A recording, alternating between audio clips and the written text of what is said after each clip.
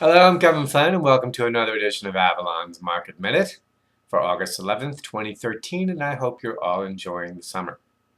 Markets were off a bit last week, with the 6-week winning streak of the Dow Jones average finally coming to an end. How is that possible, you may wonder? Stocks are supposed to go up, aren't they?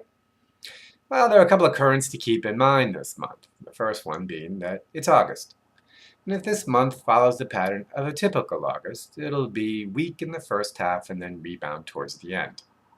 It's also a month with lower trading volumes and participation as a rule, and that can translate into a little bit of extra volatility.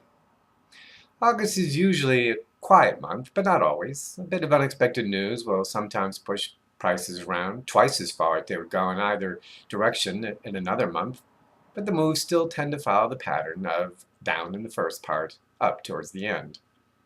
The second current to keep in mind is this is a sentiment-driven market. It's not being driven by the economy or earnings growth, which are only growing at about 2% and are negative if you take out the financials, but by hopes that either or both of these things will get better next quarter or next year or sometime soon enough to justify the current rally.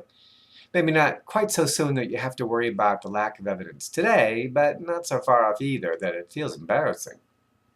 Underpinning the sentiment, of course, is Federal Reserve monetary policy and the feeling that it means that you have to buy stocks, or in what may amount to much the same thing as far as traders are concerned, is that enough other people think that you have to buy stocks so that the percentage bet is to buy them yourself. As we slowly move towards September, there's going to be some back and forth debating about whether or not the Fed will begin to taper in September, or at least announce something in that direction at its meeting on the 18th of next month. The central bank would no doubt like the markets to use the intervening 5 weeks or so to get used to the idea that some tapering is okay. And it might work, depending on what sort of news we get between now and then on jobs and the economy. It's quite possible that by the end of this month, markets will start to feel good, that there is still some QE left, even if it's a bit less than before. Predicting sentiment is always tricky. But if we do get that late August rebound, that would help the cause.